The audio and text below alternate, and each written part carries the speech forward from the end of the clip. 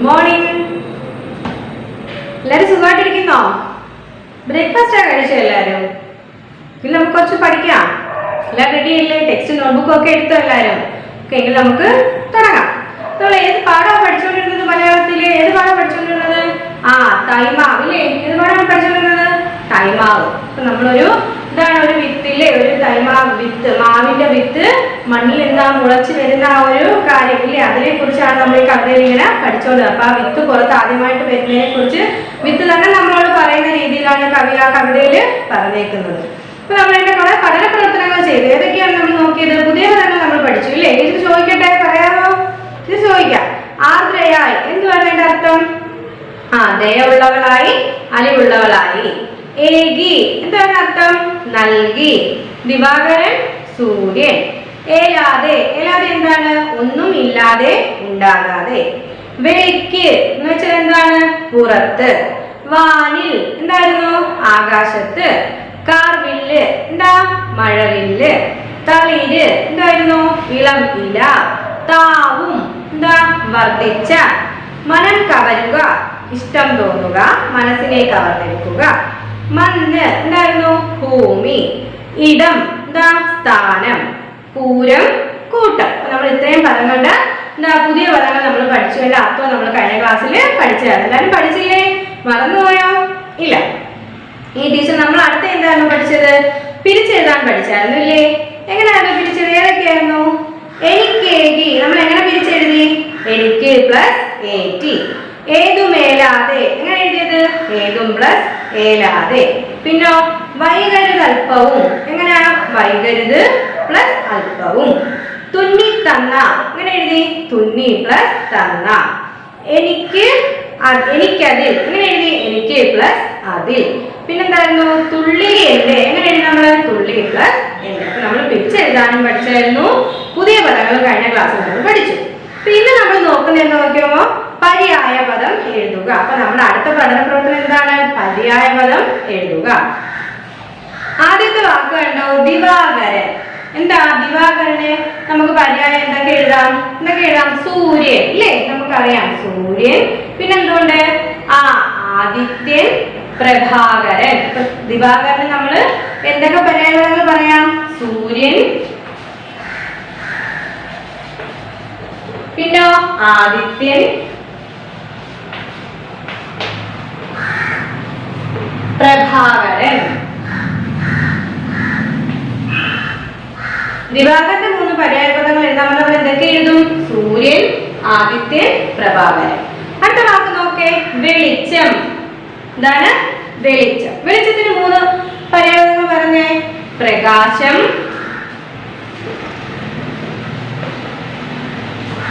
പിന്നെന്ത് വരും? തെളിവ്, പിന്നെ വെട്ടം ഇല്ലേ? അടുത്ത നമ്മൾ നോക്കിയ വാക്ക് ഏതായിരുന്നു? വെളിച്ചം. വെളിച്ചത്തിന് 3 പര്യായപദങ്ങൾ പറഞ്ഞേ. പ്രകാശം, തെളിവ്, വെട്ടം. നമ്മൾ ഏതൊക്കെ വാക്ക് പഠിച്ചു? ദിവാകരൻ. ദിവാകരന്റെ പര്യായപദമാണ് സൂര്യൻ, ആദിത്യൻ, പ്രഭാകരൻ.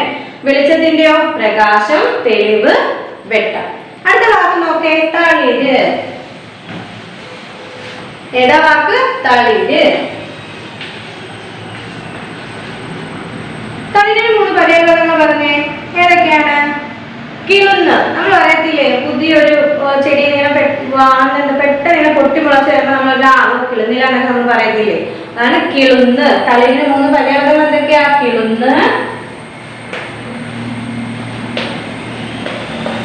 പിന്നെന്തുണ്ട് നോക്കേ? പല്ലവം, പിന്നെന്തുണ്ട്? കുരുന്നില.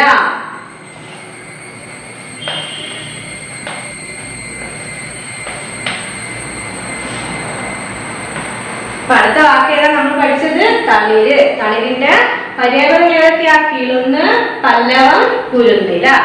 മനസ്സിലായോ മക്കൾക്ക്? അടുത്ത വാക്ക് നോക്കേ, ഭൂമി. എന്താണ്? ഭൂമി. ഭൂമിക്ക് 3 പര്യായപദങ്ങൾ പറഞ്ഞേ. ഏതൊക്കെ പറയാം നമുക്ക്? ധര. എന്താണ്? ധര, ധരിത്രി,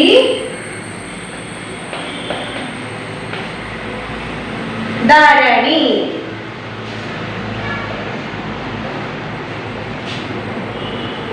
എളുപ്പമല്ലേ? ഭൂമിക്ക് 3 പര്യായപദങ്ങൾ ധര, ധരിത്രി, ധരിണി. അപ്പൊ നമ്മൾ എന്തൊക്കെ പഠിച്ചുകൊണ്ടിരിക്കുന്നത്? പര്യായപദങ്ങൾ ഇല്ലേ? എന്തിന്റെയൊക്കെ? നമ്മൾ ആദ്യം ദിവാകരന്റെ പര്യായപദം പറഞ്ഞു. ഏതൊക്കെ പറഞ്ഞു? എന്തൊക്കെയാണ്? സൂര്യൻ, ആദിത്യൻ, പ്രഭാകരൻ. പിന്നെ നമ്മൾ പറഞ്ഞത് വെളിച്ചം. വെളിച്ചത്തിന് നമ്മൾ എന്തൊക്കെ പര്യായപദങ്ങൾ പറഞ്ഞു പറഞ്ഞേ ടീച്ചറിനെ? പ്രകാശം, പിന്നെന്തായിരുന്നു? തെളിവ്, വെട്ടം. പിന്നെ നമ്മള് തളിര് ഇല്ലേ? തളിരിന്റെ 3 പര്യായപദങ്ങൾ ഏതൊക്കെയാ? കിളുന്ന്, പല്ലവം, കുരുന്നില. അടുത്ത വാക്ക് ഏതാണ്? ഭൂമി. ഭൂമിയുടേതോ? ധര, ധരിത്രി, ധരണി. അപ്പൊ പര്യായപദങ്ങൾ എല്ലാം പഠിച്ചേ 4 വാക്കിന്റെ. പിന്നെ നമുക്കിനി ചേർത്ത് എഴുതുക പഠിക്കാം. എന്താണ് ചേർത്ത് എഴുതുക?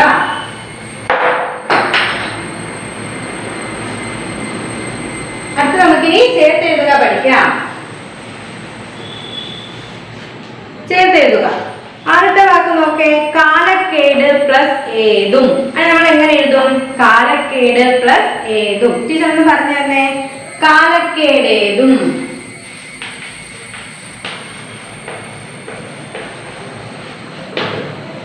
കാലക്കേട് പ്ലസ് ഏതും. അത് നമ്മൾ എങ്ങനെ എഴുതും? കാലക്കേടേതും. അടുത്ത വാക്ക് നോക്കാം നമുക്ക്. നീർ പ്ലസ് തുള്ളി. എങ്ങനെ എഴുതും? നീർത്തുള്ളി.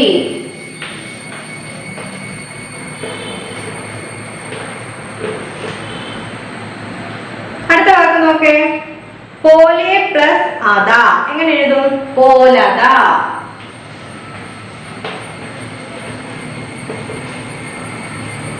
അടുത്ത വാക്ക് ഏതാ? ചെം പ്ലസ് പൊൽ. നമ്മൾ എങ്ങനെ എഴുതാം? ചെമ്പൊൽ ഇല്ലേ? എങ്ങനെ എഴുതാം നമുക്ക്? ചെമ്പൊൽ.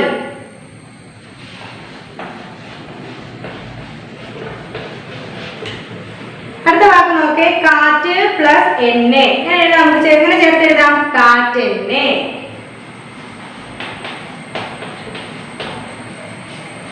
അപ്പൊ നമ്മൾ എന്താണ് പഠിച്ചുകൊണ്ടിരിക്കുന്നത്? ചേർത്ത് എഴുതുക. ആദ്യത്തെ വാക്ക് ഏതായിരുന്നു? കാലക്കേട് പ്ലസ് ഏതും. എങ്ങനെ എഴുതും? കാലക്കേടേതും ഇല്ലേ? അടുത്ത വാക്ക് ഏതാണ്? നോക്കിക്കേ. നീർ പ്ലസ് തുള്ളി. ഏതാണ്? നീർത്തുള്ളി. പോലെ പ്ലസ് അത. എങ്ങനെ ചേർത്ത് എഴുതും? പോലത. ചെം പ്ലസ് പൊൽ. എങ്ങനെയാണ്? ചെമ്പൊൽ. അടുത്ത വാക്ക് നോക്കേ. കാറ്റ് പ്ലസ് എണ്ണ. എങ്ങനെ ചേർത്ത് എഴുതാം? കാറ്റെണ്ണ. മനസ്സിലായോ നമുക്ക്? അടുത്ത നോക്കിക്കേ. നാനാർത്ഥം എഴുതുക. സ്നേഹം. സ്നേഹത്തിന് വേറെ നാനാർത്ഥങ്ങൾ പറഞ്ഞേ. എന്ന് വെച്ചാൽ വേറെ അർത്ഥങ്ങൾ പറഞ്ഞേ. സ്നേഹത്തിന് ഇഷ്ടം അല്ലേ? സ്നേഹത്തിന് നമുക്ക് എന്താ എഴുതാം? ഇഷ്ടം എഴുതാം. അപ്പൊ നാനാർത്ഥം എഴുതുക. സ്നേഹം. അതിന് വേറെ അർത്ഥങ്ങൾ എന്തോ എഴുതാം? ഇഷ്ടമെന്ന് എഴുതാം. അടുത്ത നോക്കിയാൽ ചേരുംപടി ചേർത്ത് എഴുതുക. വിരിമാറത്ത്. അതിന് യോജിച്ച പദം നമ്മൾ അപ്പുറത്തുനിന്ന് കണ്ടെത്തി എഴുതാം. അതാണ് ചേരുംപടി ചേർത്ത് എഴുതുക എന്ന് പറയാം. നമ്മൾ നമ്മുടെ കവിതയിൽ പഠിച്ച വരികളിൽ നിന്ന് തന്നെയുള്ള 2 വാക്കുകൾ അപ്പുറം തന്നേക്കാണ്. ആ ഒരു വാക്കിന്, ആദ്യത്തെ വാക്കിന് ചേരുന്ന വാക്ക് നമ്മൾ രണ്ടാമത്തെ കുളത്തിൽ നിന്ന് തിരഞ്ഞെടുത്തത്. ആദ്യത്തെ വാക്ക് നോക്കിയേ. വിരിമാറത്ത്. വിത്ത് എന്തു ചെയ്യുന്നു പറഞ്ഞു? ഭൂമിയുടെ വിരിമാറത്ത് എന്തു വരുന്നത്? ഉറങ്ങവേ. അപ്പൊ ആദ്യത്തെ വിരിമാറത്തിന് നേരെ ഏത് വരും? ഉറങ്ങവേ.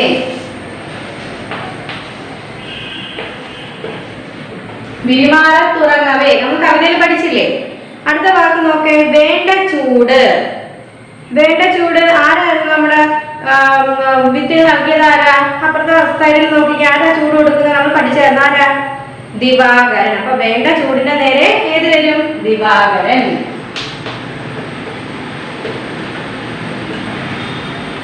അടുത്ത വാക്ക് നോക്കിക്കേ. വിളിപ്പൂ. ആര് വന്ന് വിളിച്ചെന്ന് പറഞ്ഞില്ലേ? തന്മാവ് പറയില്ലേ? എന്നെ ആരോ വന്ന് വിളിച്ചു. അപ്പൊ അതെങ്ങനെയാ വിളിച്ചത്? ഏതോ ഒരു സ്വരത്തിൽ. എങ്ങനെ സ്വരത്തിലാണ്? മധുര സ്വരത്തില് കാറ്റ് വന്ന് വിളിച്ചു എന്നാ തന്മാവ് പറയുന്നില്ലേ? അപ്പൊ വിളിപ്പൂ. അതിന് നേരെ ഏത് വാക്ക് വരും? മധുരസ്വരം.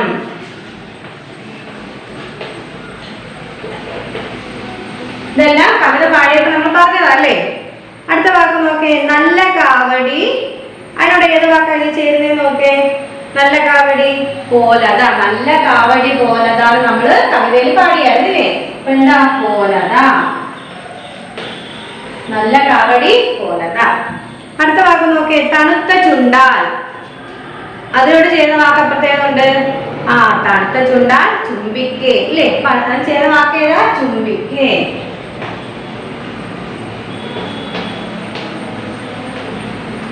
ഓക്കെ, അപ്പൊ നമ്മൾ എന്താ ചേരുപടി ചേർത്തെല്ലാം പഠിച്ചു. ആദ്യത്തെ വാക്ക് പിരിമാറത്ത്, അതിനോട് ചേർന്ന് ഏതാ? ഉറങ്ങവേ. രണ്ടാമത്തേതോ? വേണ്ട ചൂട്, ആര് നൽകി? ദിവാകരൻ. നോക്കിക്കേ, വിളിപ്പൂ, അതിന്റെ നേരെ ചേർന്ന വാക്ക് മധുരസ്വരം. നല്ല കാവടി, അതിന് ചേരുപടി ചേർന്ന് ഏതാ? കോലത. ഈ തണുത്ത ചുണ്ടാൽ എന്താണ്? ചുംബിക്ക്. ചേരുപടി ചേർത്തെല്ലാം പഠിച്ചേ. അത് പൂരിപ്പിക്കുക. നോക്കിക്കേ, ഡാഷ് കഴിഞ്ഞാർത്തു, നമ്മുടെ ടെക്സ്റ്റിൽ കിടപ്പുണ്ട്. എന്താണ്? വേനൽക്കാലം കഴിഞ്ഞാർത്തു നമ്മൾ പറഞ്ഞില്ലേ? അപ്പൊ എന്താണ് അവിടെ വരുന്ന വാക്ക് ഏതാ? ഡാഷ് കഴിഞ്ഞാർത്തു എന്ന് വെച്ചാൽ എന്ത് വരും? വേനൽക്കാലം കഴിഞ്ഞാർത്തു. അപ്പൊ വാക്ക് ഏതാ അവിടെ വരുന്ന? വേനൽക്കാലം.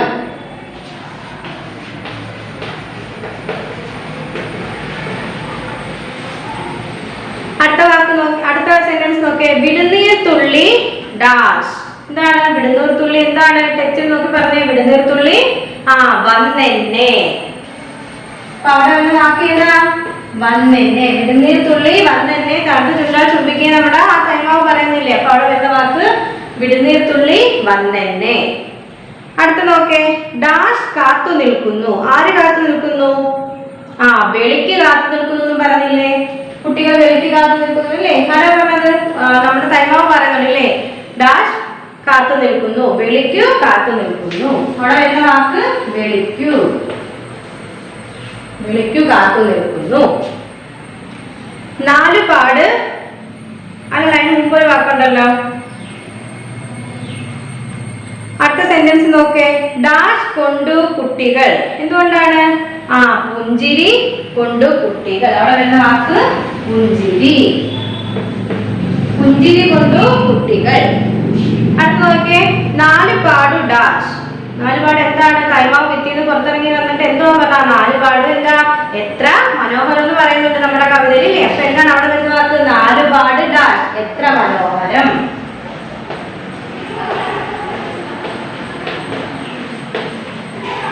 എല്ലാവരും എഴുതിയെടുക്കുന്നില്ലേ ടീച്ചർ എഴുതുന്നത്? ഓക്കെ, അപ്പൊ നമ്മള് അടുത്ത പൂരിപ്പിക്കുകയാണ് ചെയ്തുകൊണ്ടിരുന്നത് അല്ലേ? പൂരിപ്പിക്കാനുള്ള പഠന പ്രവർത്തനമാണ് ചെയ്തുകൊണ്ടിരുന്നത്. അതിന് ആദ്യം ഡാഷ് കഴിഞ്ഞാർത്തു. എന്താണ്? വേനൽക്കാലം കഴിഞ്ഞാർത്തു. അടുത്ത വാക്ക് എന്താ? വിടുനീർ തുള്ളി ഡാഷ്, വിടുനീർ തുള്ളി വന്നെന്നെ. അടുത്ത എന്താണ്? ഡാഷ് കാത്തു നിൽക്കുന്നു, വെളിക്കു കാത്തു നിൽക്കുന്നു. നാലാമത്തെ നോക്കേ, ഡാഷ് കൊണ്ടു കുട്ടികൾ. എന്തുകൊണ്ട്? പുഞ്ചിരി കൊണ്ടു കുട്ടികൾ. 5, നാലുപാട് ഡാഷ്. നാലുപാട് എന്താ? നാലുപാട് എത്ര മനോഹരം.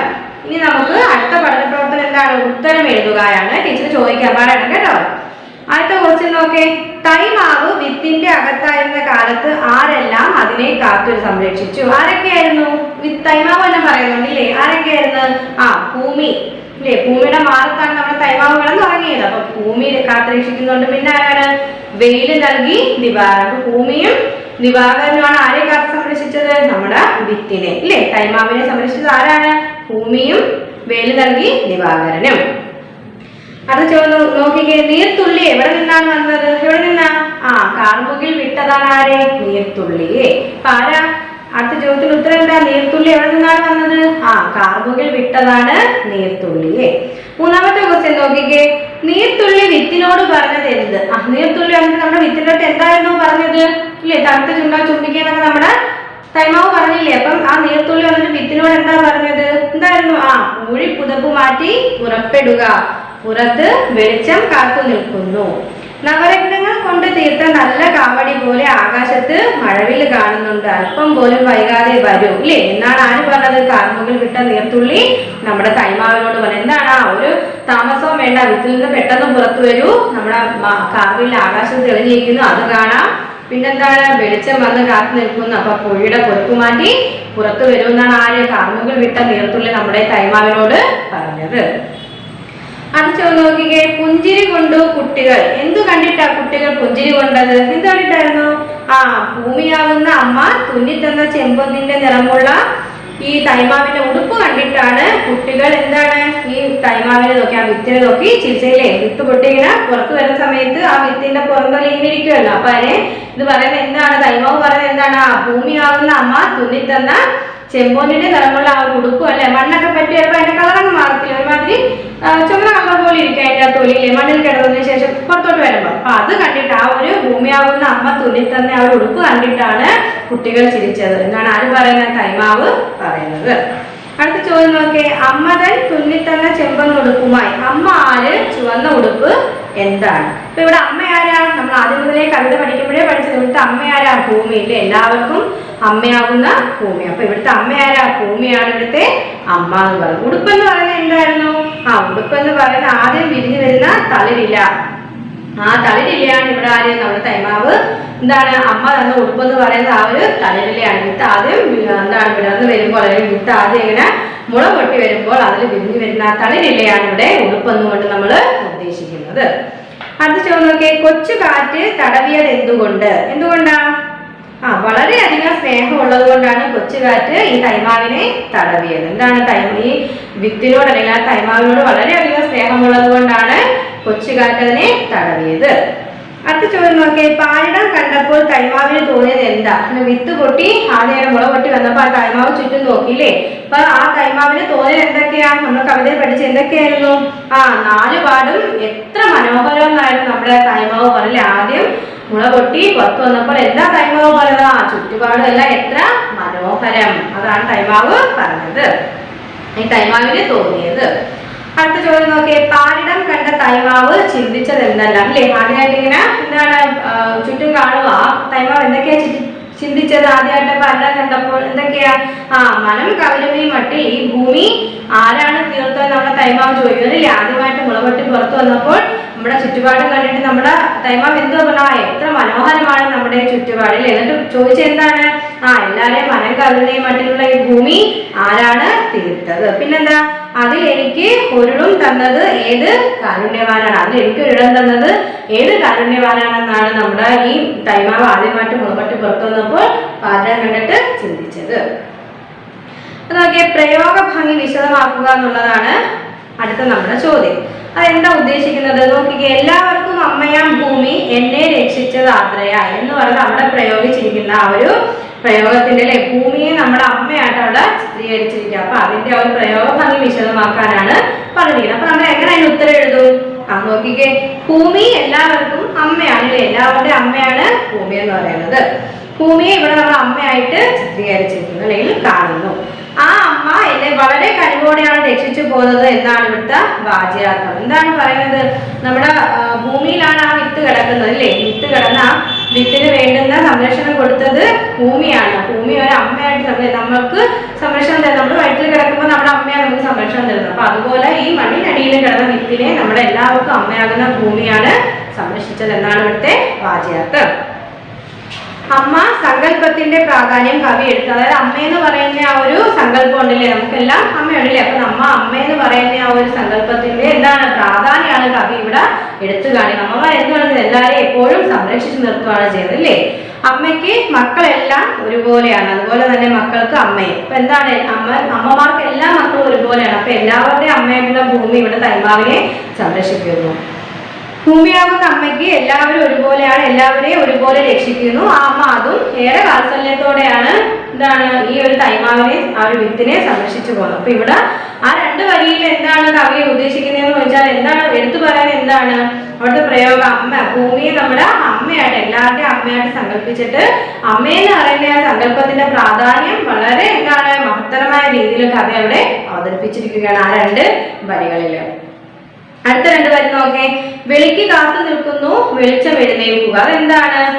വെളി നമ്മളടുത്ത് ഈ വിത്ത് വന്ന് പറയുന്നത്, വിത്തിന്റെ അടുത്ത് മഴത്തുള്ളി എന്ന് പറയുന്നില്ലേ? പുറത്ത് വെളിച്ചം കാത്തു നിൽക്കുന്നു അല്ലേ, ഒട്ടും താമസിക്കാതെ എഴുന്നേറ്റ് വരുന്ന വിത്തിനോട് നമ്മുടെ എന്താണ് നീർത്തുള്ളി എന്ന് പറയുന്നുണ്ട്. അപ്പൊ അവിടെ ആ വരിയിൽ ഉദ്ദേശിക്കുന്നത് എന്താണ്? വെളിയിൽ വെളിച്ചം കാത്തു നിൽക്കുന്നു എഴുന്നേൽക്കുക അല്ലെ എന്നാണ് അതിൻ്റെ അകത്ത് അർത്ഥമാക്കുന്നത്. പിന്നെന്താ? അന്ധകാലത്തിൽ നിന്ന് വെളിച്ചത്തിലേക്ക് വന്നാലേ വികാസം ഉണ്ടാകുമെന്ന പ്രകൃതി നിയമം ഇവിടെ വ്യംഗ്യമായി സൂചിപ്പിക്കുന്നു. എപ്പോഴാണില്ലേ നമ്മളെന്താണ് നമ്മൾ ഉള്ളിലോട്ട് പുറം വലിയാൻ നോക്കും തോറും എന്താണ് നമുക്ക് പല വികാസം വരുമോ? വരത്തില്ല. നമ്മളെപ്പോഴും എല്ലാത്തിൽ നിന്നും പുറത്തു വരാൻ ശ്രമിക്കണം. എന്ന് വെച്ചാൽ എന്താ, നല്ല കാര്യങ്ങൾ ചെയ്ത് മുന്നോട്ട് വരാനാണ് ശ്രമിക്കേണ്ടത്.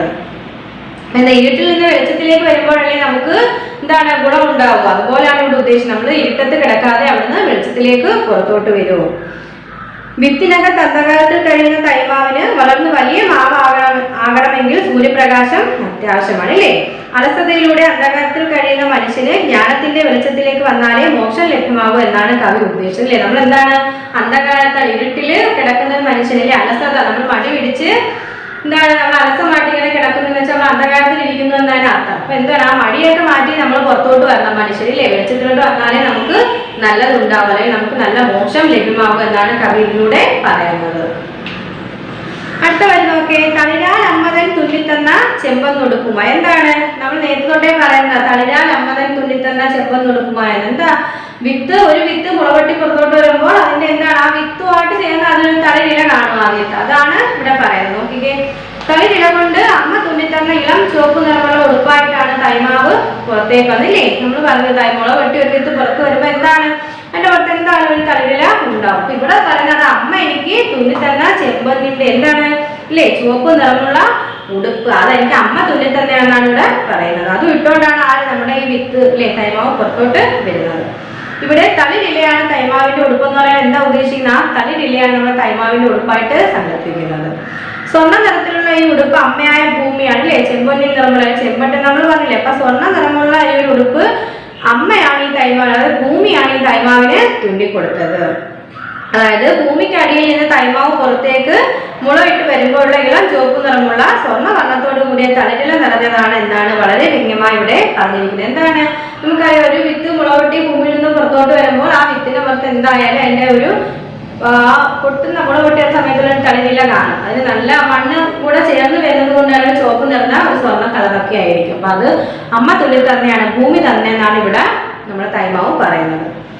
കുഞ്ഞു മക്കളെ അമ്മമാർ എത്ര കരുതലോടെയാണ് പരിപാലിക്കുന്നതെന്ന് ഈ വരികളിൽ നമുക്ക് മനസ്സിലാവും. അപ്പൊ ഈ വരികളിൽ എടുത്തു പറയാൻ എന്താണ്, ഒരു കുഞ്ഞു കൊച്ചിനെ അവരുടെ അമ്മമാർ എങ്ങനെ പരിപാലിക്കുന്നു. അതുപോലെ നമ്മുടെ ഭൂമിയുടെ മകനാണ് ഈ തൈമാവ് എന്ന് പറഞ്ഞത്. അപ്പൊ ആ തൈമാവിനെയും എന്താണ് മണ്ണിൽ കിടക്കുമ്പോൾ ഭൂമി വളരെ നല്ല രീതിയിൽ സംരക്ഷിച്ചു. അടുത്ത നോക്കേ, പാഠഭാഗത്ത് നിന്നും രണ്ടാമത്തെ അക്ഷരം ഒന്നുപോലെ വരുന്ന വരികൾ കണ്ടെത്തി എഴുതുക. വെളിക്ക് കാത്തു നിൽക്കുന്നു, വെളിച്ചം എഴുന്നേൽക്കുക. രണ്ടാമത്തെ ഈ രണ്ട് വരിയിലെയും രണ്ടാമത്തെ എന്താണ് അക്ഷരം ഒരുപോലെ വന്നില്ലേ? വെളിക്ക് കാത്തു നിൽക്കുന്നു, വെളിച്ചം എഴുന്നേൽക്കുക. അവിടെ രണ്ടും രണ്ടാമത്തെ വാക്ക് എന്താണ് ഒരുപോലാണ്, രണ്ടാമത്തെ അക്ഷരം ഒരുപോലാണ് വന്നേക്കുന്നത്. അപ്പൊ അങ്ങനെ വരുന്ന വേറെയും വരികൾ നമ്മുടെ കവിതയിലുണ്ട്. അതേതാ നമുക്ക് കണ്ടുപിടിച്ച് പറഞ്ഞാൽ ടീച്ചറിന്റെ ഏതാ നോക്കിയേ, ടെക്സ്റ്റ് ഒന്ന് വായിച്ചു നോക്കേ.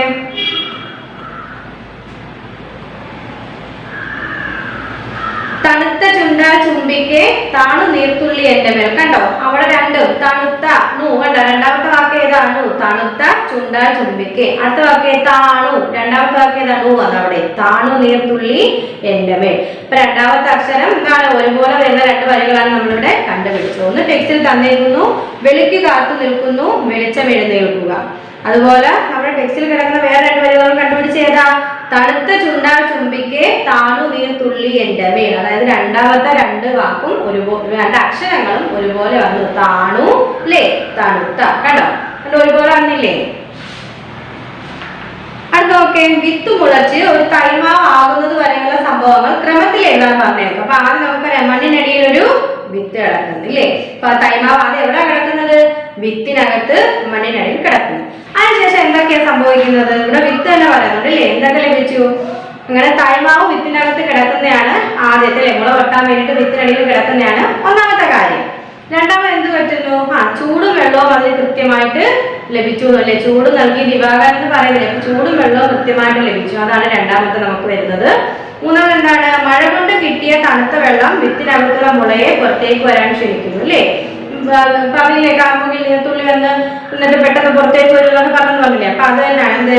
മഴ കൊണ്ട് കിട്ടിയ തണുത്ത വെള്ളം വിത്തിനകത്തുള്ള മുളയെ പുറത്തേക്ക് വരാമെന്ന് ക്ഷണിക്കുന്നതാണ് മൂന്നാമത്തെ കാര്യം.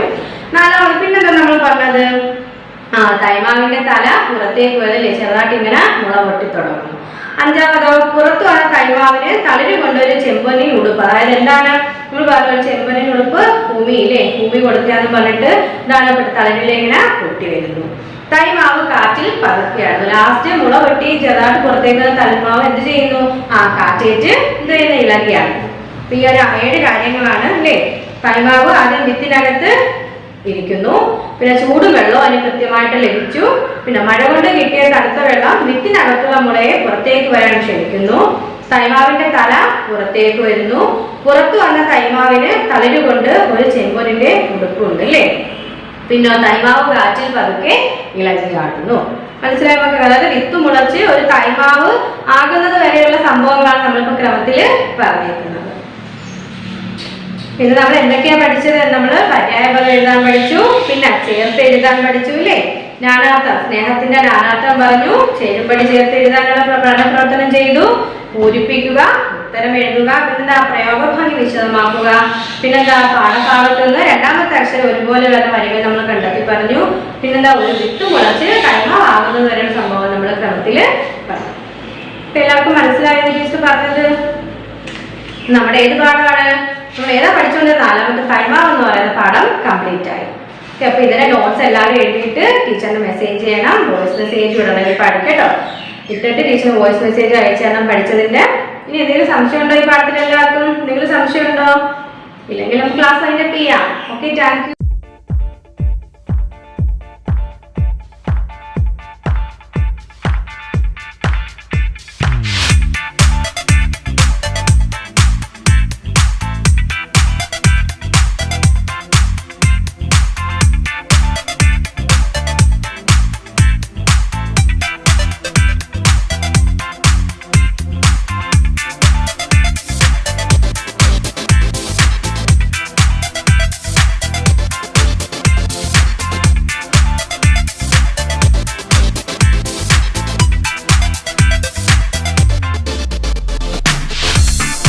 Morning dear students. ഇപ്പോൾ ടീച്ചർ എടുക്കാൻ പോകുന്നത് ഹിന്ദിയുടെ അടുത്ത ചാപ്റ്ററാണ് കേട്ടോ. അതായത് chapter 3, page number 11, page number 11, പാഠം 3. എല്ലാവരും എടുത്തോ? ടെക്സ്റ്റ് ബുക്കൊക്കെ എല്ലാവരും എടുത്തോ? നോക്കിയേ, കൊച്ചൊരു പാഠമാണ് കേട്ടോ. ഈ ഒരു ഒറ്റ ക്ലാസ് കൊണ്ട് തന്നെ നമുക്ക് ആ ഒരു പാഠം കംപ്ലീറ്റ് ചെയ്യാനായിട്ട് പറ്റും. നോക്കിക്കേ, ഗോദാവരി നദി അല്ലെ, നമുക്കറിയാം ഗോദാവരി നദിയെ പറ്റിയിട്ടാണ് നമ്മൾ ഈ ഒരു പുതിയ ചാപ്റ്ററിൽ പഠിക്കാനായിട്ട് പോകുന്നത്. ഓക്കെ, അപ്പൊ റെഡിയാണോ എല്ലാവരും? ടീച്ചർ പഠിപ്പിച്ചു തുടങ്ങട്ടെ. നോക്കിക്കേ, ടെക്സ്റ്റ് ബുക്ക് നോക്കിയിരുന്നേ. കുറച്ച് വാക്കുകൾ, അതായത് ഒരുപാടൊന്നുമില്ല, ഒരു 2-3 വേർഡ്സ് നിങ്ങൾക്ക് കുറച്ച് വായിക്കാനായിട്ട് ചിലപ്പോൾ ഒന്ന് എന്ത് ചെയ്യും, ഒരു ബുദ്ധിമുട്ട് വരും. അപ്പൊ അതുകൊണ്ടാണ് നോക്കിയിരിക്കാനായിട്ട് പറയുന്നത് കേട്ടോ. ശ്രദ്ധിച്ചോ. ഗോദാവരി ഹിന്ദുവോ के लिए एक पवित्र नदी है അല്ലെ. ഗോദാവരി ഹിന്ദുക്കളുടെ വിശ്വാസപ്രകാരം ഒരു പുണ്യമായിട്ടുള്ള ഒരു നദിയായിട്ടാണ് കണക്കാക്കപ്പെടുന്നത്. ഗോദാവരി ഹിന്ദുവോ के लिए एक पवित्र नदी है. ഹിന്ദുക്കളുടെ മതവിശ്വാസ പ്രകാരം ഒരു പവിത്ര പുണ്യമായിട്ടുള്ള ഒരു നദിയായിട്ടാണ് നമ്മൾ ഗോദാവരി നദിയെ കാണുന്നത്. इसको दक्षिण की ഗംഗ कहते हैं അല്ലെ. ഇത് ദക്ഷിണേന്ത്യയില് ഗംഗ എന്നുള്ള പേരിലാണ് ഈ നദിയെ അറിയപ്പെടുന്നത്. ദക്ഷിണേന്ത്യയില് ഗംഗ എന്നുള്ള പേരിലാണ് നമ്മൾ ഈ ഗോദാവരി നദി അറിയപ്പെടുന്നത്. यह नदी महाराष्ट्र से निकलती है. ഈ നദി, അതായത് ഗോദാവരി നദി മഹാരാഷ്ട്രയിൽ നിന്നുമാണ് ഉത്ഭവിക്കുന്നത്. എവിടെ നിന്നാണ് ഉത്ഭവിക്കുന്നത്? മഹാരാഷ്ട്രയിൽ നിന്നുമാണ് ഉത്ഭവിക്കുന്നത്. ത്രയംബകേശ്വർ നാമക് സ്ഥാൻ മേം ഏക് താലാബ് ഹൈ അല്ലെ. ത്രയംബകേശ്വർ എന്ന സ്ഥലത്ത് എന്തുണ്ട്? താലാബ് എന്ന് പറഞ്ഞാൽ കുളം കേട്ടോ. കുളം ഉണ്ട്, കുളം കേട്ടോ. അപ്പം ത്രയംബകേശ്വർ എന്ന സ്ഥലത്ത് ഒരു കുളം സ്ഥിതി ചെയ്യുന്നുണ്ട്. ഉസേ ഗംഗാസർ കഹത്തെ ഹേ. ആ കുളത്തെ അറിയപ്പെടുന്നത് ഗംഗാസർ എന്നാണ്. ആ ത്രയംബകേശ്വർ എന്ന സ്ഥലത്ത് ഒരു കുളമുണ്ടെന്ന് പറഞ്ഞു. ആ കുളത്തെ അറിയപ്പെടുന്ന പേരെന്താണ്? ഗംഗാസർ എന്നാണ് അതിനെ അറിയപ്പെടുന്ന പേര്. വഹി ഗോദാവരി കാ ജന്മ ഹുവാ താ അല്ലെ. ഗോദാവരി നദി എവിടെ നിന്നാണ് ജനിച്ചതെന്ന് പറയുന്നത് ഈ ഗംഗാസർ, ഈ ഇവിടെ നിന്നുമാണ് ജനിച്ചതെന്നാണ് അറിയപ്പെടുന്നത്.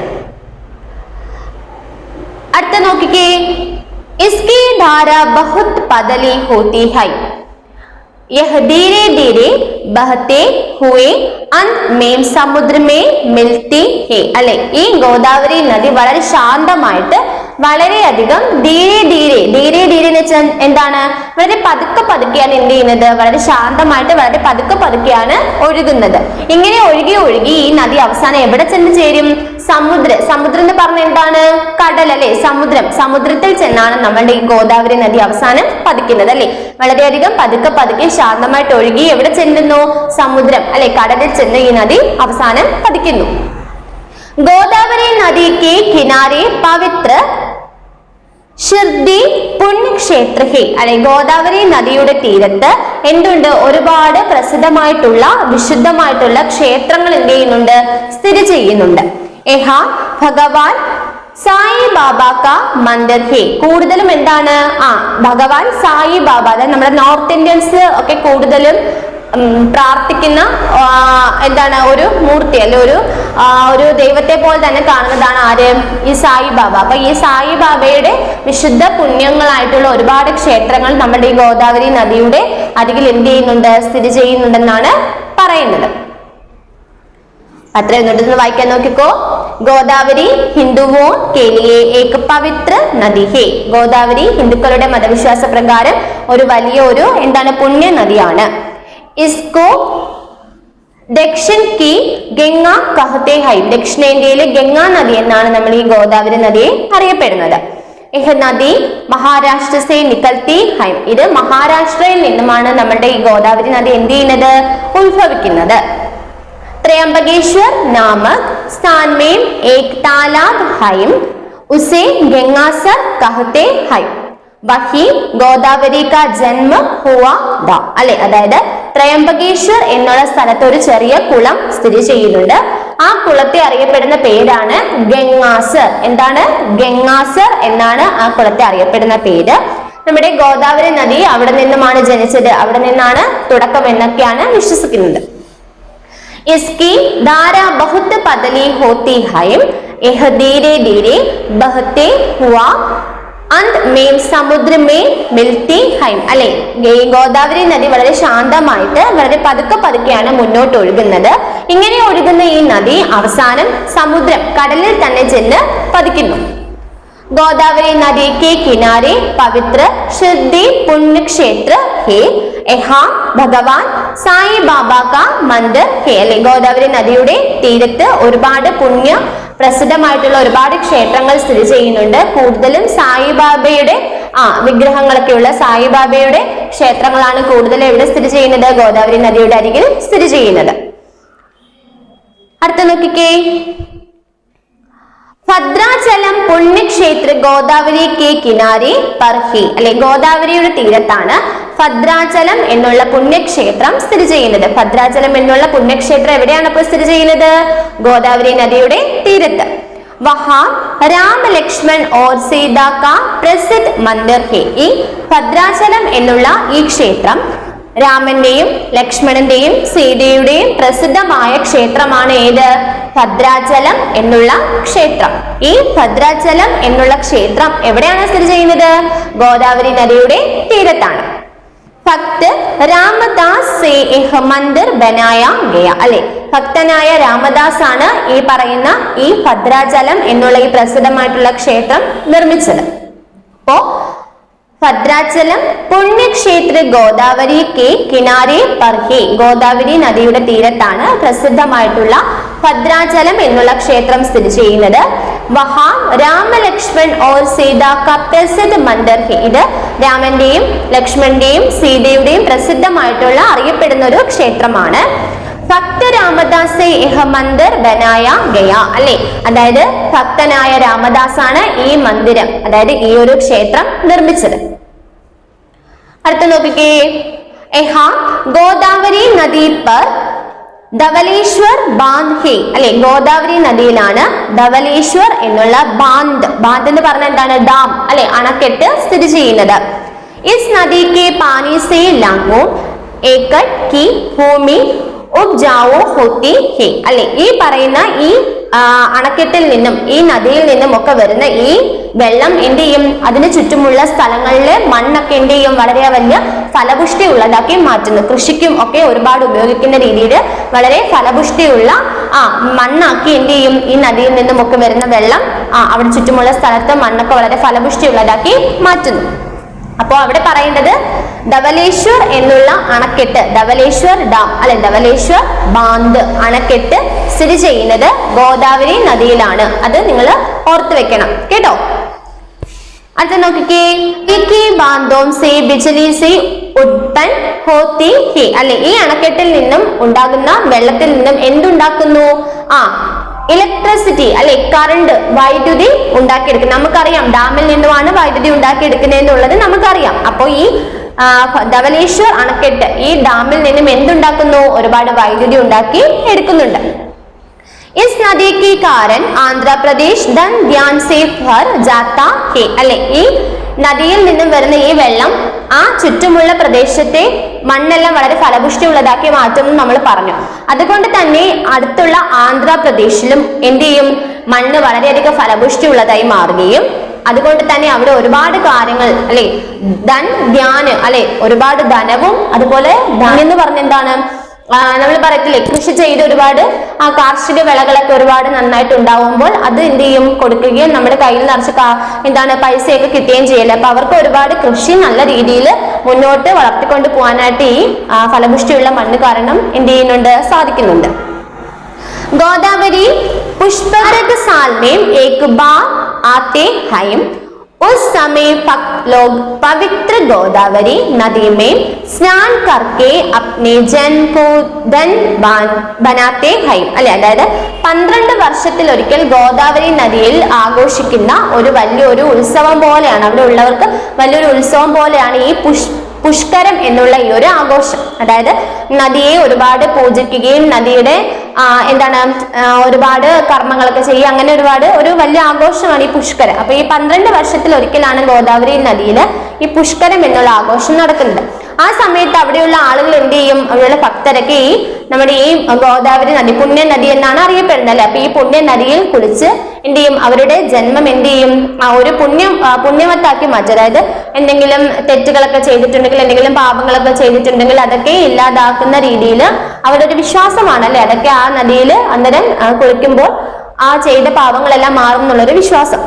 അപ്പോ 12 വർഷത്തിൽ ഒരിക്കൽ ഗോദാവരി നദിയിൽ ആഘോഷിക്കുന്നതാണ് എന്താ, പുഷ്കരം എന്നുള്ള ഒരു ആഘോഷം. അത് ആ പ്രകാരം അവിടെയുള്ള ഭക്തർ അതിൽ കുളിച്ചു കഴിയുമ്പോൾ അവരുടെ ജനനം അല്ലെങ്കിൽ അവരുടെ ജന്മം വളരെ അനുഗ്രഹമുള്ളതായി മാറും എന്നതാണ് അവിടുത്തെ വിശ്വാസം എന്ന് പറയുന്നത്. അപ്പൊ അത് ഇത്ര എന്നോടൊന്ന് പറയാം.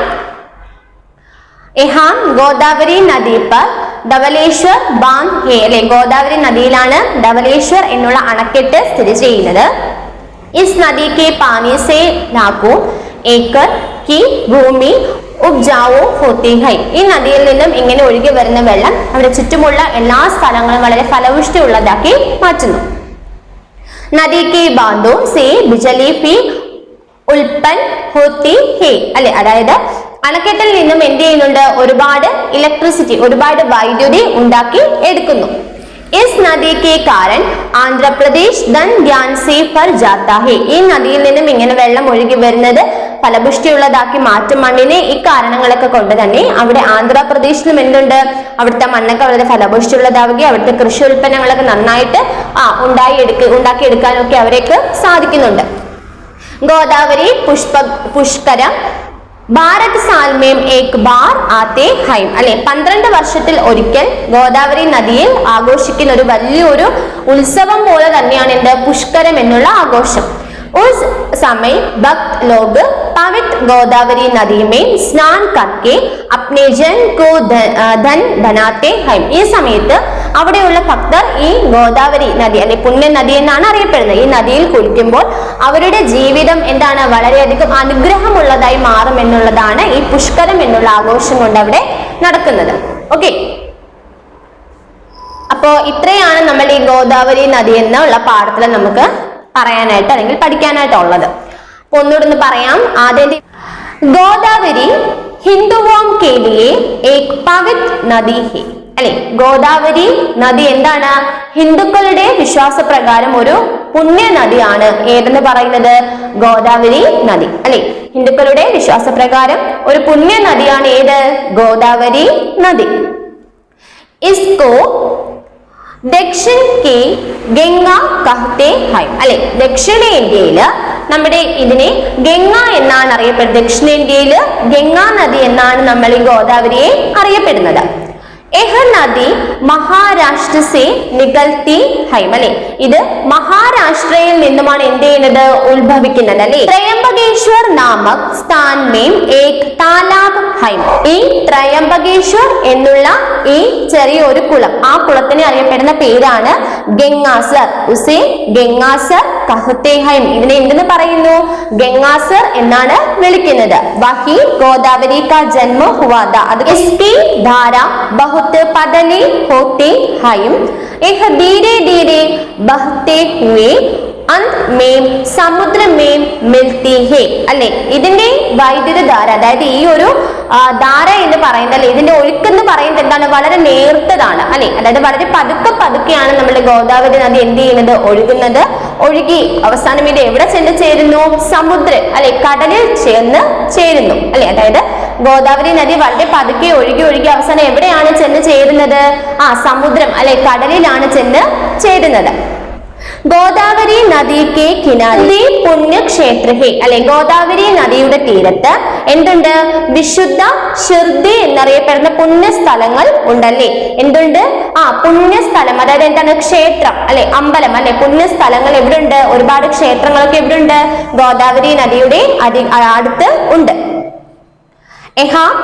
ഭഗവാൻ സായി ബാബാക്കെ മന്ദിർ ഹേ അല്ലെ. സായി ബാബയുടെ ഒരുപാട് ക്ഷേത്രങ്ങൾ എവിടെയുണ്ടെന്നാണ് പറയുന്നത്? ഈ ഗോദാവരി നദിയുടെ തീരത്ത് ഉണ്ടല്ലേ. ഭദ്രാചലം പുണ്യക്ഷേത്ര ഗോദാവരി കെ കിനാരെ പർ ഹേ അല്ലെ. ഗോദാവരിയുടെ തീരത്താണ് ഭദ്രാചലം എന്നുള്ള പുണ്യക്ഷേത്രവും സ്ഥിതി ചെയ്യുന്നത് അല്ലെ. ഭദ്രാചലം എന്നറിയപ്പെടുന്ന പുണ്യക്ഷേത്രം സ്ഥിതി ചെയ്യുന്നത് ഈ ഗോദാവരി നദിയുടെ അടുത്താണ്. वहां राम लक्ष्मण और सीता का പ്രസിദ്ധ മന്ദിർ ഹേ. ഇതെന്താണ്? രാമന്റെയും ലക്ഷ്മണന്റെയും സീതയുടെയും പ്രസിദ്ധമായ ഒരു ക്ഷേത്രമാണ് അല്ലെ. സീതയുടെയും രാമന്റെയും ലക്ഷ്മണന്റെയും ഒക്കെ പ്രസിദ്ധമായിട്ടുള്ള ഒരു ക്ഷേത്രമാണ് ഈ പറയുന്ന ഭദ്രാചലം എന്നുള്ള ക്ഷേത്രം. ഈ ഭദ്രാചലം എന്നറിയപ്പെടുന്ന ക്ഷേത്രം സ്ഥിതി ചെയ്യുന്നത് എവിടെയാണ്? നമ്മളുടെ ഗോദാവരി നദിയുടെ തീരത്താണ്. അടുത്ത നോക്കിയേ. ഗോദാവരി നദി പർ ധവലേശ്വർ ബാന്ദ് ഹേ അല്ലെ. ഗോദാവരി നദിയിലെ ധവലേശ്വർ അണക്കെട്ട്. ബാന്ദ് എന്ന് പറഞ്ഞ എന്താണ്? അണക്കെട്ട്. അപ്പോ ഈ ഗോദാവരി നദിയിലാണ് എന്ത്? ധവലേശ്വർ അണക്കെട്ട് സ്ഥിതി ചെയ്യുന്നത്. ഇസ് നദിക്ക് പാനി സെ ലാഖോ ഏക്കർ കി ഭൂമി അവോൺ ഹോത്തി ഹേ. അപ്പൊ ഈ പറയുന്ന ഈ ധവലേശ്വർ അണക്കെട്ടിൽ നിന്നുമുള്ള ഈ ജലമാണ് എന്ത് ചെയ്യുന്നത്? അവിടെയോ ആ ചുറ്റുമുള്ള പ്രദേശത്തെ മണ്ണൊക്കെ വളരെ ഫലപുഷ്ടി ഉള്ളതാക്കി മാറ്റുന്നത് ഈ പറയുന്ന ധവലേശ്വർ നദിയിലെ ആ അണക്കെട്ടാണ് അല്ലെ. ധവലേശ്വർ അണക്കെട്ട് ഗോദാവരി നദിയിൽ തന്നെ സ്ഥിതി ചെയ്യുന്ന ധവലേശ്വർ എന്നുള്ള അണക്കെട്ട്. ആ അണക്കെട്ടിൽ നിന്നും ഒഴുകി വരുന്ന വെള്ളമാണ് അവിടെയുള്ള പ്രദേശത്തെ ആ മണ്ണെല്ലാം വളരെ ഫലപുഷ്ടി ഉള്ളതാക്കി മാറ്റുന്നത്.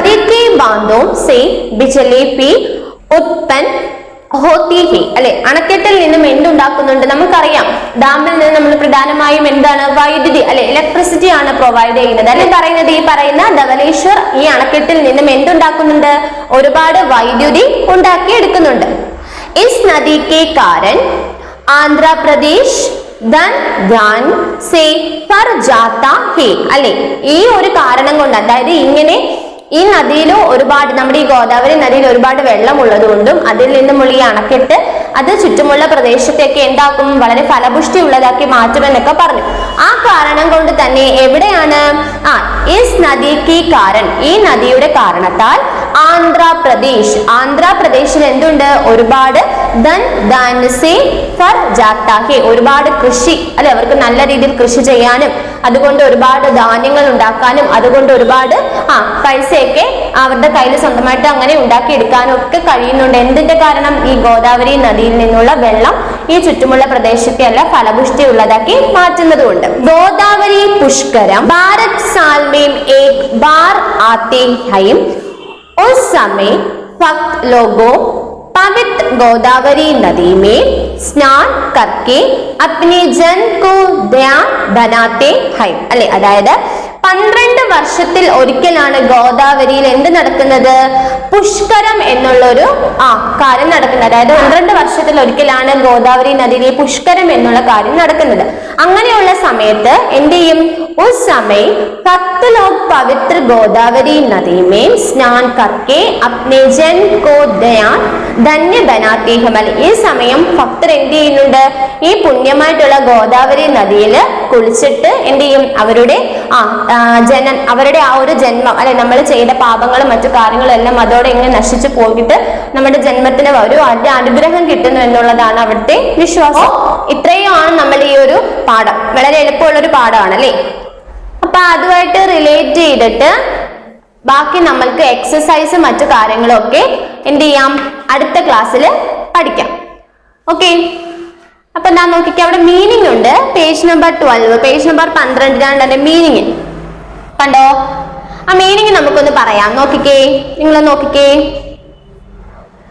നദി നദി എന്ന് പറഞ്ഞ എന്താണ് റിവർ അല്ലേ നദി നമുക്കറിയാം പ്രത്യേകിച്ച് അതിന്റെ അർത്ഥം പറഞ്ഞു തരേണ്ട കാര്യമില്ല നദി റിവർ ജന്മം എന്ന് പറഞ്ഞ എന്താണ് ബർത്ത് അല്ലെ ജനനം ജനിക്കുക ജന്മം എന്ന് പറഞ്ഞാൽ ബർത്ത് പിന്നെ സമുദ്രം സമുദ്രം എന്ന് പറഞ്ഞാൽ അറിയാം അല്ലെ ഓഷൻ അല്ലെ കടല് സമുദ്രം അല്ലെ അപ്പൊ സമുദ്രം എന്ന് പറഞ്ഞാൽ ഓഷൻ ദെൻ പ്രസിദ്ധ എന്ന് പറഞ്ഞ എന്താണ് പ്രസിദ്ധമായ അല്ലെങ്കിൽ ഫേമസ് അറിയപ്പെടുന്ന അല്ലെ അപ്പം പ്രസിദ്ധ എന്ന് പറഞ്ഞാൽ ഫേമസ് അറിയപ്പെടുന്ന പിന്നെ ബാന്ത് എന്ന് പറഞ്ഞ എന്താണ് ഡാം അല്ലെ അണക്കെട്ട് നമ്മൾ പറഞ്ഞു അല്ലെ ഗോദാവരി നദിയിൽ എന്ത് അണക്കെട്ട് ഉണ്ടെന്നാണ് പറഞ്ഞത് ധവലേശ്വർ അണക്കെട്ട് അല്ലെ അപ്പോ ബാന്ത് എന്ന് പറഞ്ഞാൽ ഡാം അണക്കെട്ട് പിന്നെ സിഞ്ചായി എന്ന് പറഞ്ഞാൽ ടു ഇറിഗേറ്റ് അല്ലെ ഒരുപാട് വൈദ്യുതി ഉത്പാദിപ്പിക്കാനും കൃഷിക്കും ഒക്കെ ഉപയോഗിക്കുന്നുണ്ടെന്ന് പറഞ്ഞില്ലേ ടു ഇറിഗേറ്റ് ദെൻ ലാഗോ എന്ന് പറഞ്ഞാൽ ലാക്സ് ലാക്ക് എന്ന് പറഞ്ഞാൽ ലക്ഷക്കണക്കിന് അങ്ങനെയുള്ള പവിത്ര എന്ന് പറഞ്ഞാൽ ഹോളി അല്ലെ അതായത് പവിത്ര എന്ന് പറഞ്ഞാൽ പുണ്യമായിട്ടുള്ള അല്ലെ ഒരുപാട് പുണ്യ നദിയനല്ലേ നമ്മൾ പറഞ്ഞ അപ്പൊ അതാണ് പവിത്ര എന്ന് പറഞ്ഞാൽ ഹോളി പുണ്യമായിട്ടുള്ള എന്നാണ് അർത്ഥം ധീരെ ധീരെ എന്ന് പറഞ്ഞാൽ സ്ലോലി വളരെ പതുക്കെ പതുക്കെ നമ്മൾ പറഞ്ഞു ഗോദാവരി നദി വളരെ പതുക്കെ പതുക്കെ ശാന്തമായി ഒഴുകി കടലിൽ ചെന്ന് സമുദ്രത്തിൽ ചെന്ന് പതിക്കുന്നത് പറയാം അപ്പൊ ധീരെ ധീരെ എന്ന് പറഞ്ഞാൽ സ്ലോലി പതുക്കെ പിന്നെ കിനാര എന്ന് പറഞ്ഞ എന്താണ് ബാങ്ക് ദെൻ മന്ദിർ എന്ന് പറഞ്ഞാൽ ടെമ്പിൾ അല്ലെ ക്ഷേത്രം അറിഞ്ഞൂടെ അമ്പലം അല്ലെ പിന്നെ ബിജലി എന്ന് പറഞ്ഞാൽ ഇലക്ട്രിസിറ്റി വൈദ്യുതി അല്ലെ വൈദ്യുതി ഉത്പാദിപ്പിക്കുന്ന കാര്യം പറഞ്ഞു ബിജലി ഇലക്ട്രിസിറ്റി ദെൻ ജമീൻ എന്ന് പറഞ്ഞാൽ ലാൻഡ് ഭൂമി അല്ലെ നമ്മൾ പറഞ്ഞ അവിടുത്തെ പ്രദേശം ഭൂമിയും ലാൻഡ് മണ്ണൊക്കെ എന്ത് ചെയ്യുന്നു വളരെ ഫലപുഷ്ടിയുള്ളതാക്കി മാറ്റുന്നു പറഞ്ഞല്ലേ അപ്പൊ ജമീൻ എന്ന് പറഞ്ഞാൽ ലാൻഡ് ദെൻ പാനി എന്ന് പറഞ്ഞ എന്താണ് വെള്ളം അല്ലെ വാട്ടർ അല്ലെ പാനി എന്ന് പറഞ്ഞാൽ വാട്ടർ വെള്ളം അപ്പം ഈ തന്നിട്ടുള്ള ഈ ഹിന്ദി വാക്കും അതിന്റെ ഇംഗ്ലീഷ് മീനിങ് നിങ്ങൾ എന്ത് ചെയ്യുക നോട്ട്ബുക്കിനകത്തോട്ട് എഴുതിയെടുക്കുക നോട്ട്ബുക്കിനകത്തോട്ട് എഴുതിയെടുത്തതിന് ശേഷം എന്ത് ചെയ്യണം നിങ്ങളുടെ ഹിന്ദി കോപ്പി റൈറ്റിംഗ് ബുക്ക് എല്ലാവർക്കും ഉണ്ട് അതിനകത്തോട്ട് 5 times വെച്ചിട്ട് എഴുതി പഠിക്കണം കേട്ടോ അടുത്ത ദിവസം ടീച്ചർ ചോദിക്കും അപ്പം ഈ ഹിന്ദി മീനിങ്ങും അതായത് ഹിന്ദി വേർഡും ഇംഗ്ലീഷ് മീനിങ്ങും കോപ്പി റൈറ്റിംഗ് ബുക്കിനകത്തോട്ട് 5 times വെച്ച് എഴുതി പഠിച്ച് ടീച്ചറിന് അയച്ചു തരിക ടെക്സ്റ്റ് ബുക്ക് നന്നായിട്ട് വായിക്കാം ഓക്കെ അപ്പൊ ഇതുമായിട്ട് റിലേറ്റ് ചെയ്ത് ബാക്കിയുള്ള കാര്യങ്ങളെല്ലാം നമുക്ക് അടുത്ത ക്ലാസ്സിൽ പഠിക്കാം അപ്പൊ ടെക്സ്റ്റ് ബുക്ക് നന്നായിട്ട് വായിക്കുക എന്തെങ്കിലും ഡൗട്ട് ഉണ്ടെങ്കിൽ ടീച്ചറിനോട് ചോദിക്കാം മീനിങ്ങും കാര്യങ്ങളൊക്കെ കോപ്പി റൈറ്റിംഗ് ബുക്കിൽ എഴുതി പഠിക്കുക നോട്ട്ബുക്കിനകത്തോട്ടും എഴുതുക എന്നിട്ട് അത് നന്നായിട്ട് പഠിക്കാം ഓക്കെ താങ്ക് യു